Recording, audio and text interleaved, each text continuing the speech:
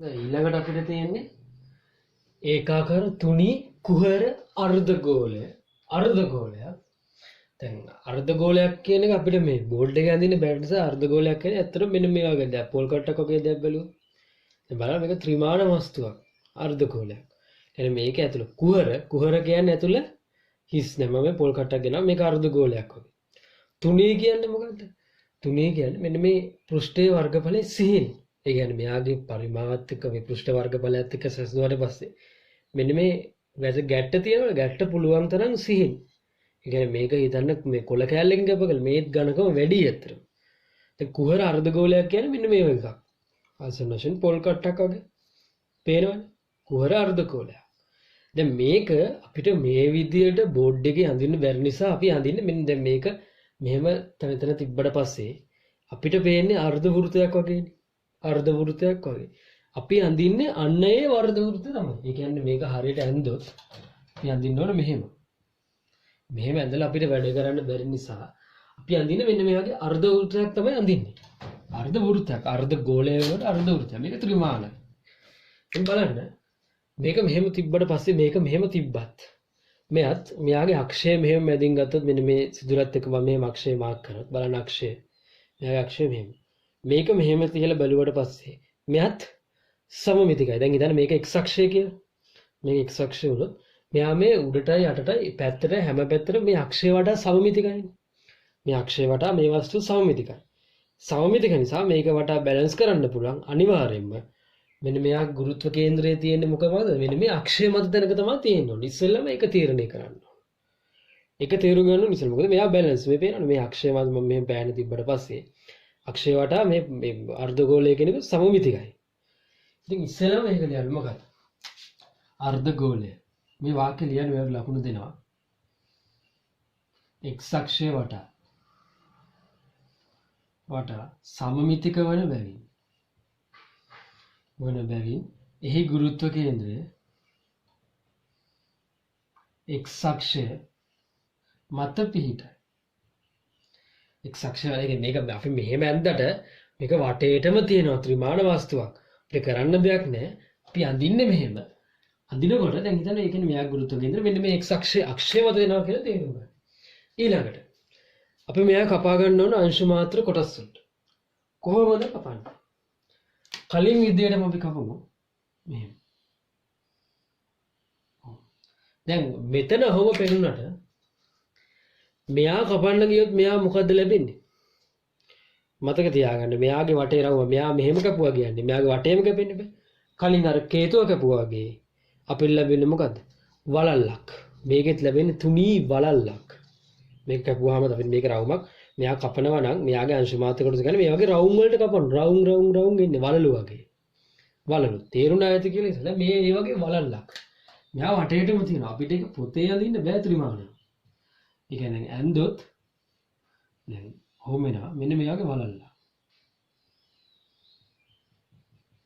වලල්ලක් තමයි ලැබෙන්නේ. දැන් අපි ඊට පස්සේ කරන්න ඕන. ඒ වලල්ලේ ස්කන්ධය හොයාගන්න එපා. අපි DM එක මම මේ උඩ ලියපු වාක්‍යයක් මකනවා. ස්කන්ධය හොයාගන්න එපා. ස්කන්ධය හොයාගන්න මොකද කරන්නේ? දැන් මම කපන්නේ. හිතන්න අන්නේ වලල්ල. මෙන්න මෙහෙම. මම කපන්නේ මෙන්න මේ තීටා දුරින් තියෙන. දී තීටා ඝනකම තියෙන වලල්ලක් තමයි කපන්නේ. පැහැදිලි ඇති කියලා හිතනවා. පැහැදිලි නෑ මම ආයෙ ලියන තීටා දුරින් තියෙන මෙන්න මේ කපන වලල්ලේ ඝනකම දීටීට හිතන්න මේකේ අරය දීලා තියෙනවා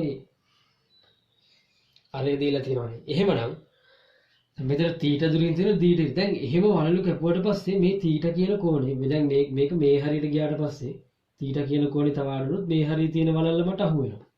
එහෙම මේ තීටා කියන කෝණය වෙනස් වෙනකොට මට ලැබෙන වලල්ල එකිනෙක වෙනස් වලලු ටික මට ලබා ගන්න පුළුවන්. එහෙනම් මේ කෝණ වෙනස් කර මට මේ අංශු මාත්‍ර කොටස වෙනස් කරගන්න පුළුවන්. හිතන්න මෙයාගේ ඝනත්වය රෝ. දැන් අපි dm ලියමු. dm ලියා ගන්න පුළුවන්. දැන් මේක තියෙන්නේ අංශුව තියෙන දැන් මේ පොල් කටක් ගත්තට පස්සේ එයාගේ ඇතුලේ නෑනේ. ඇතුලේ නැහැ. මේ පෘෂ්ඨයේ විතරයි තියෙන්නේ. කියන්නේ පෘෂ්ඨය කියලා මට සලකන්න තියෙන්නේ මේ ටික විතරයි තියෙන්නේ. මේක අපි හරියට තේරුම් ගත්තොත් මේක වටේටම තියෙනවා.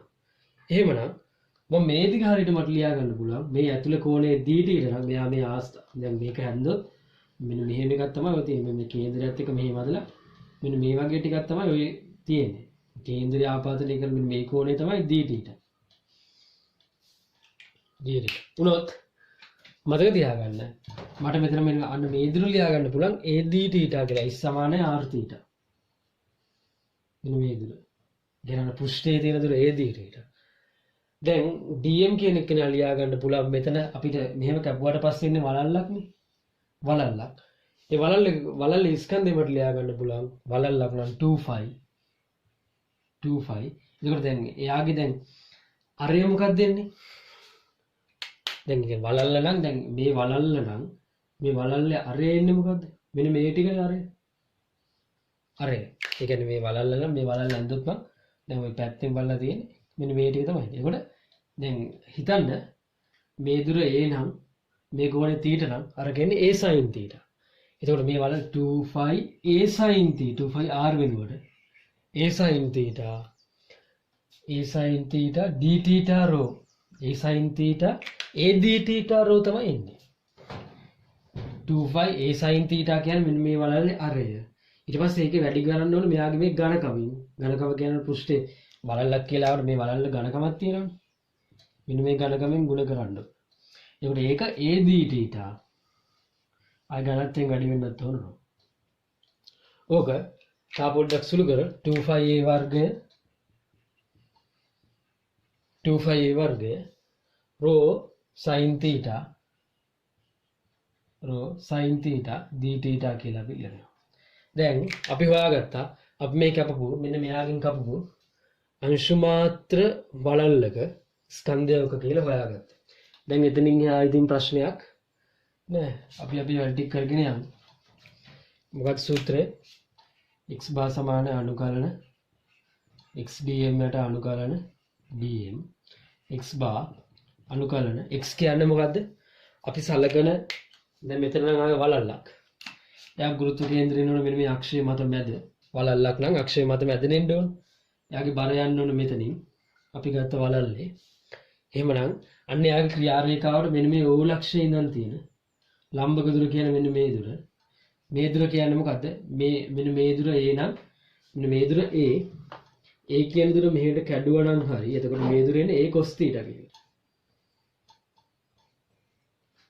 A cos θ එතකොට මතක තියාගන්න මෙතන x එන්නේ A cos θ A cos θ ඊට පස්සේ dm කියන්නේ මොකද්ද dm ට අර කලින් හොයාගන්න විදිහ දාන්න 25a වර්ගය rho sin θ d θ යට අනුකලන 25a වර්ගය rho sin θ d θ මේක ද්විමාන වස්තුවක් නෙවෙයි අපි මේ මතකද ත්‍රිමාන වස්තුවක් අපි ද්විමානයේ ඇඳලා කොහොම හරි ඒ විදිහට හදාගත්ත අපිට ඕන විදිහට දැන් මේක සුළු කරන්න හරි ලේසි බලන්න දැන් මෙතන සීමාව අපි කොහේ ඉඳන් කොහෙට තැටි වෙනස් වෙන්නේ මොකක් වෙනස් වෙනකොටද මේ කෝණය වෙනස් වෙනකොට තමයි දැන් මේ හරි දැන් කෝණය අඩු වෙනකොට මේ හරිය තියෙන තැටියක් කෝණය තව ටිකක් වැඩි වෙනකොට මේ හරිය තියෙන තැටියක් කෝණය වෙනස් වෙනකොටනේ තැටි වෙනස් වෙන්නේ එහෙනම් මෙතන අනුකලනය කරන සීමාව යන්නේ කෝණයෙන් බලන්න මෙතන අනුකලනයේ විෂය යන්නේ θ අපි කලින් ඒවයි ගියේ x ඔය ටික පටල ගන්න නැතුව පොඩ්ඩක් මතක තියාගන්න එතකොට වැඩි ලේසි දැන් කොහේ ඉඳන් කොහොමද මතක තියාගන්න මෙන්න මේ කෝණය වෙනස් වෙන්නේ දැන් කලින් ඒවා යාව ඍණ 5 බෙදීමද එහෙම කතන්දර මෙතන ඍණ කතන්දර නැහැ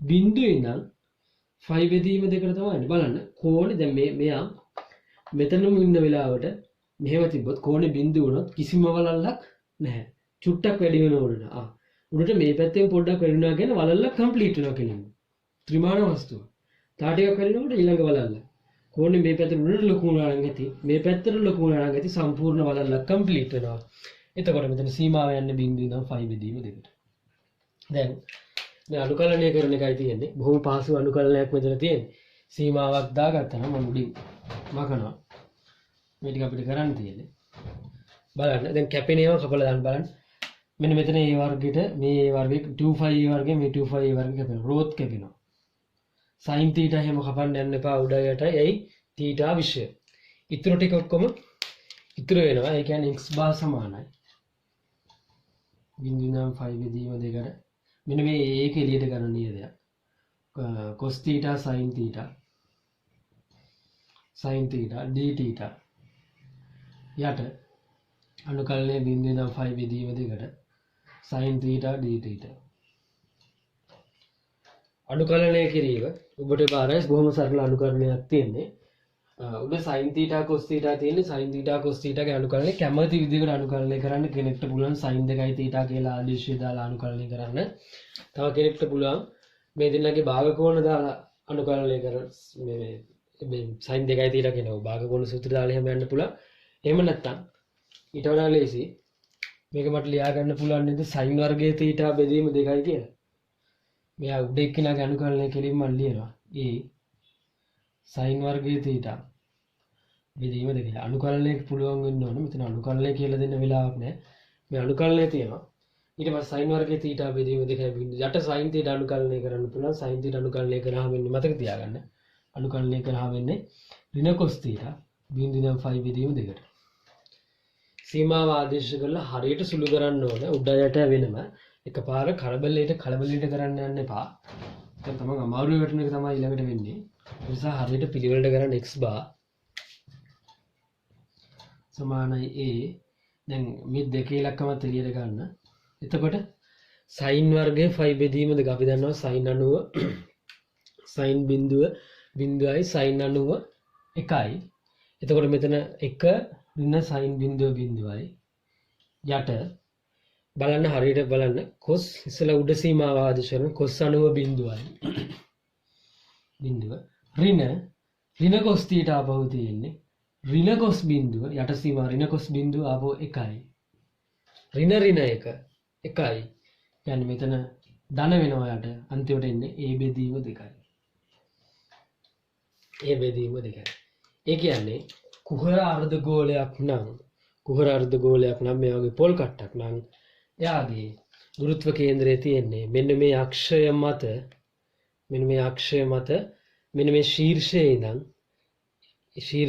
මෙන්න මෙතන ඉඳන් ආධාරක කේන්ද්‍රයේ ඉඳන් ගත්තොත් ඒත් ඒ බෙදීම දෙකක් දුරකදී මේ බලන්න ආධාරක කේන්ද්‍රයේ ඉඳන් ගත්තොත් මේක මකලා පොඩ්ඩක් අඳින්නම් සුළු කරාම මේ බෙදීම දෙකයි ආධාරක කේන්ද්‍රයේ ඉඳන් ගත්තොත් මේ ආධාරක කේන්ද්‍ර අක්ෂය මත ඒ බෙදීම දෙක දුරකින් ශීර්ෂයේ ඉඳන් ගත්තත් ඉතින් ඒ බෙදීම දෙකයි අරය ඒ නම් අරය ඒ වුණා අරය දෙකයි ඒ වුණා මෙතන මේක වෙනස් කරලා හදාගන්න දෙකයි ඒ බෙදීම දෙකයි ඒ කියන්නේ ඒ වගේ පොඩි දේවල් තමයි විභාගෙදි වෙනස්කම් කරන්නේ ගිය අවුරුද්දෙත් ආවේ කුහරාර්ධ ගෝලයක් මොකද හැන්දක් නැතිබ්බේ හැන්දක් වෙනකොට කුහරාර්ධ ගෝලයේ ඔප්පු කිරීම තමයි කරන්න තිබෙන්නේ ලකුණු 25ක් බොහොම සරල දෙයක් අපි ඊළඟට බලමු ඝනාර්ධ ගෝලය. දැන් ඊළඟට අපිට තියෙන්නේ ඝනාර්ධ ගෝලය ඒකාකාර ඝනාර්ධ ගෝලය. ඝනාර්ධ ගෝලය කියන්නේ මතක තියාගන්න අර පොල් කට්ටෙම අර කලින් කතා කරපු පොල් කට්ටෙම ඇතුළේ පිරලා තියෙනවනේ. අර ඇතුළේ මොන හරි පුරවලා කියලා හිතන්නකෝ. ඇතුළේ පිරලා තියෙනවනේ. එතකොට එකම වෙනස වෙන්නේ මතක තියාගන්න කලින් විදියමයි. අංශු මාත්‍ර කොටසක් ලැබුවට පස්සේ කලින් එන්නේ කලින් ආවේ අපිට මතකද වලල්ලක්. කලින් ආවේ වලල්ලක්. දැන් ලැබෙන්නේ මතක තියාගන්න රොටියක් වගේ එහෙම නැත්නම් තැටියක් වගේ එකක් තමයි නේ. මේක කැපුවට පස්සේ ඇතුළේ පිරලානේ තැටියක් තමයි ලැබෙන්නේ. වෙනස එච්චරයි. දැන් කලින් විදියමයි මේකත් x අක්ෂය වටා සම්මිතිකයි. ඒක ලියන්න. වස්තුව x අක්ෂය වටා සම්මිතික වෙන වෙන්නේ ඒ ගුරුත්ව කේන්ද්‍රය x අක්ෂය මත පිහිටයි කියලා ලියන්න. එන අනිවාර්ය x කණ්ඩාංකයක් විතරයි තියෙන්නේ. මොකද x අක්ෂය වටා සම්මිතිකයි y කණ්ඩාංකයක් නැහැ. අනේ ඔයගොල්ලෝ සම්මිතික වස්තු ගැන තමයි මුලින් ඉගෙන ගන්න තියෙන්නේ. ඊට පස්සේ යා dm ඥාංශ මාත්‍ර කොටස දැන් එන්නේ තැටියක්. ඉස්සර තැටියක එක ලියා ගන්න එපා. ලියා ගන්නකොට මතක තියාගන්න අපි ගන්නේ මෙතන මේ ආධාරක කේන්ද්‍රේ ඉඳන් x දුරකින් තියෙන dx ඝනකම් තැටියක්. බලන්න දුරෙන් යනකොට ඝනකම ගන්න dx කෝණෙන් යනවා නම් අපි මෙන්න මේ පෘෂ්ඨය විතරයි නේ වෙලාවෙ තියෙන්නේ. එතකොට යන්නේ කෝණය. දැන් මෙතන මුළු සොලිඩ් එකම පිරලා තියෙනවා නම් ඝන තැටියක් ඝනකම්. يعني මේක කොහොමද කරන්නේ තැටියක් නෙන්න ඝනකම තියෙන්නේ. දැන් මොකද කරන්නේ? මම මෙන්න මේ ටික යා කරනවා. හිතන්න මෙයා තුනී තැටියකට අපි මේක බලන්න මේ ගන්න dx කියන එක නයි තාමත්ම පොඩි වුණාම තුනී තැටියක්. ඒ කියන්නේ ඝනකම වර්ගඵලයට සාපේක්ෂව එයා ඝනකම නොසලකා හරින්න පුළුවන් තැටියක් තමයි අපි කපන්නේ. එහෙම කැපුවට පස්සේ මම හිතනවා මෙයාගෙත් අරය A. අරය A වුණොත් දැන් මේ අර්ධගෝලයේ අරය A වුණොත් මම ගන්න තැටිය නෙමෙයි. තැටිය අරය කියන්නේ මෙන්න මේ උස. මේ පාටින් යන්නේ ඒක මෙන්න මේ. ඒක මට ලියා ගන්න පුළුවන් නේද? කාරණේ මෙතන ත්‍රිකෝණ ත්‍රිකෝණයක් තියෙන්නේ. A x නම් මේක ඉන්නේ a වර්ගයේ ඍණ x වර්ගයේ වර්ගමූලය. හරිනේ. දැන් තැටියක් නම් තැටියක වර්ගඵලය ලියන්න පුළුවන් phi r වර්ගය. මෙයක් ඝනත්වය හිතන්න ρ. දැන් මට dm කියන එක කියලා ලියා ගන්න පුළුවන් කොහොමද? ඝනත්වය ගුණ කරන්න පරිමාව කියන්නේ phi r වර්ගය. r කියන්නේ මොකද්ද? මෙන්න මේ අරය. a වර්ගයේ ඍණ x වර්ගයේ වර්ගමූලයේ වර්ගය. phi r වර්ගය. ආයි මෙයාගේ ඝනකමෙන් ගුණ කරන්න dx ඝනකම තියෙන තැටියක්. dx තමයි මෙන්න මේ අංශු මාත්‍ර තැටියේ මොකද්ද? ස්කන්ධය. දැන් මේ ස්කන්ධය මම තා පොඩ්ඩක් සිදු කරොත් phi a වර්ගමූලයයි වෙනවා a වර්ගයේ ඍණ x වර්ගය rho dx. rho dx අපිට අංශු මාත්‍ර තැටියේ ස්කන්ධය ලැබෙනවා. ඕක. දැන් මොකද්ද අපිට කරන්න තියෙන්නේ? x bar සමානයි අනුකලන x dm වල අනුකලන dm කලන x dm වල අනුකලන dm දැන් දාන්න x bar අනුකලනය x කියන්නේ මොකද්ද? අපි සලකන අංශු මාත්‍ර කොටසේ ස්කන්ධය තියෙන අපි තැටියක් ගන්න තැටියක නම් එයා ගුරුත්ව කේන්ද්‍රය එයාගේ බර යන්නේ මෙතනින්. ඔහොම. අනේ එයාගේ බරේ ක්‍රියාරේඛාවට මෙතන ඉඳන් තියෙන ලම්බ දුර වෙන මේ දුර. ඒ දුර ඉතින් xම තමයි මේ දුර xමයි. ඒක මුල වීඩියෝස් ටික මුලින්ම මම හරියට කියලා දෙන්න එක මම අතක නැත්තම් බලන්න. dm කියන්නේ මොකද්ද? මේ ටිකමයි. phi a වර්ගයේ ඍණ x වර්ගයේ rho dx යට phi අනුකලනය a වර්ගයේ ඍණ x වර්ගය rho dx ඊට පස්සේ සීමාව කොහේ ඉඳන් කොහෙට තියෙන තැටි ටික දෙකතු කරන්න බලන්න දුරින් යනවා නම් මෙන්න මේ රේඛාව දිගේ තියෙන දුර තමයි වෙනස් වෙන්නේ. කෝණයෙන් යනවා නම් කෝණ වෙනස් වෙන්නේ. මෙතන විෂයත් එක්ක හරියට බලන්න මේ ටික. මෙන්න මේ විෂයත් එක්ක තමයි ඒක තියෙන දුරෙන් යන්නේ. ඒ කියන්නේ මෙන්න මෙතන බිඳුවේ ඉඳන් x වෙනස් වෙනකොට තැටි වෙනස් කරගන්න පුළුවන්. යා වෙනස් වෙනකොට මේ අරය වෙනස් වෙනවා. තැටි වෙනස් වෙනවා. ඒත් අපි කරන්නේ බිඳුවේ ඉඳන් a ට තියෙන තැටි ටික එකතු කරලා නම් හරි. බිඳුවේ ඉඳන් a ට තියෙන තැටි ටික එකතු කරලා නම් අදාළ වස්තුව හැදෙනවා. දැන් අපි මේක අනුකලනය කරන්න. මම අහන්නම්. අනුකලනය කරනකොට බොහොම පහසු අනුකලනයක් මෙතන තියෙන මතක තියාගන්න. x bar සමාන අනුකලනය බිඳුවේ ඉඳන් a එන්නේ මෙහා කැපිලා යනවා. රෝ කැපිලා ගිහිල්ලා x a වර්ගයේ ඍණ x වර්ගයේ dx යට අනුකලනය බිඳුවේ ඉඳන් a වර්ගයේ ඍණ x වර්ගය dx අනුකලනය කරනකොට බොහොම පරිස්සමෙන් අනුකලනය කරන්න. ඔක්කොම කරලා අනුකලනය වරද්ද ගන්න එපා. අපරාධේ එහෙම වුණත් ඒක නිසා මොකද කරන්නේ? x bar සමානයි මෙහා දැන් එකපාර අනුකලනය කරනකොට දැන් මම නම් එකපාර ඒකෙම කරන්න. ඉතින් අනුකලනයට වැඩි ලකුණු වෙන් කරන්නේ නැහැ මේකේ. ඒ වර්ගයේ ඊට ගත්තොත් අනුකලන බිඳින් නම් මේට x dx මයිනස් මම මේක කඩනවා. එතකොට අනුකලනයේ බිඳින් නම් මේට x ඝනය dx මම උඩ අනුකලනය දෙකට කඩුවා නියත පද එළියට අරගෙන. ඊට පස්සේ යට ඒ වර්ගයේ එළියට අරගෙන අනුකලනයේ බිඳින් නම් මේට dx ඍණ අනුකලනයේ බිඳින් නම් මේට x වර්ගයේ dx. දැන් හරියට සීමා ආදේශ කරලා සුළු කරන්න ඕන. පොඩි තැනක්වත් වරද්දන්න එපා. වැරද්දුවොත් මේ ගානෙන් වැඩක් වෙන්නේ නැහැ. මම කළා. මුල් තනියම අනුකලනය කරන් මේක බලාගෙන කරලා තේරුමක් නැහැ. ඒකෝ දැන් මෙතන a වර්ගය ඊට පස්සේ x කියන එක අනුකලනය කරාම වෙන්නේ x වර්ගයේ බෙදීම 2යි. බිඳුවේ ඉඳන් ඊට මයිනස් අතන x ඝනය අනුකලනය කරාම වෙන්නේ x 4 බෙදීම 4යි. බිඳුවේ ඉඳන් ඊට යට මේ අනුකලනය කරාම 1 අනුකලනය කරාම x බිඳුවේ ඉඳන් ඊට මයිනස් x වර්ගය අනුකලනය කරාම x ඝනය බෙදීම 3යි. බිඳුවේ ඉඳන් ඊට බොහොම ලස්සනට සුළු වෙනවා. මේව පරිස්සමෙන් අනුකලනය කරන්න වරද්ද ගන්න දෙයක්. අන්තිමට එන්න ඕන 3i බෙදීම 8ක් කියලා. නැත්නම් ඒ උත්තරේ ලැබෙන්නේ හරියට සුළු කරේ නැත්නම්. එතන x bar සමානයි යෝක. ඊට පස්සේ x bar සමානයි. දැන් මෙතන එන්නේ a4 බෙදීම 4යි. හරියට උඩ සීමාව යට සීමාව ආදේශ කරලා බලන්න a4 බෙදීම a4 බෙදීම 2යි. බිංදුව ආදේශ කරාම බිංදුව අතන එන a4 බෙදීම 4යි. යට එන්නේ a ඝනය ඍණ a ඝනය බෙදීම 3යි. සුළු කරන්න උඩ එනවා a4 බෙදීම 4යි. යට එනවා 2යි a ඝනය බෙදීම 3යි. උඩ යට මාරුනාට පස්සේ අපිට අන්තිම උත්තරය ලැබෙනවා 3යි a බෙදීම 8යි. ඒ කියන්නේ අපි තේරුම් ගන්න ඕන දේ ඝන නම් එන වස්තුව ඝන නම් කොහොමද තියෙන්නේ?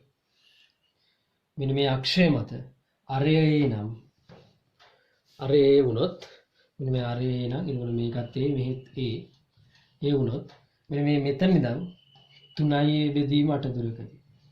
ඒක අපිට නිකන් අර හැංගීමෙන් තේරෙන්න ඕන දැන් 3යි a බෙදීම 8. ඒ කියන්නේ දැන් මේක වැඩිපුර බර තියෙන්නේ මේ පැත්ත. ඒ කියන්නේ මෙයාගේ වැඩිපුර බර තියෙන්නේ මෙන්න මේ හරිය වගේ බර වෙලා වගේ.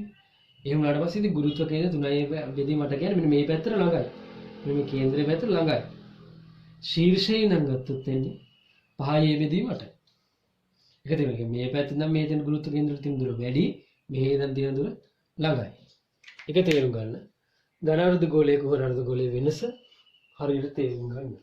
ඊළඟට මේ අපිට මේ කුහර ගෝලීය ඛණ්ඩය ඊළඟ මේ ටික ඉගෙනුනාට පස්සේ කුහර ගෝලීය ඛණ්ඩය සහ ඝන ගෝලීය ඛණ්ඩය කියලා දෙකක් ගැන ඉගෙන ගන්න ඕන. ගෝලීය ඛණ්ඩයක් කියන්නේ දැන් මෙයාගේ අර්ධ ගෝලයක් අපි ඉගෙන ගත්තා. මෙන්න මේ අර්ධ ගෝලයකින් කෑල්ලක් කපලාගෙන මෙයාගේ කෑල්ලක්. සහ ඒ වගේ දැන් එක කෑල්ලක් කපනවාස කුහර ගෝලීය ඛණ්ඩය ඝන ගෝලීය ඛණ්ඩය කියලා දෙක වෙන වෙනම ඉගෙන ගන්න ඕන. අපි ඊට කලින් පාස් පේපර්ස් දෙක තුනක් සාකච්ඡා කරලා මේ අමාරු ගණන් වලට එමු. ඒක හොඳයි කියලා හිතෙනවා. මොකද මේ ගාණක් හදන විදිය කියලා දී ඊට පස්සේ අපි එතෙන්ට එමු.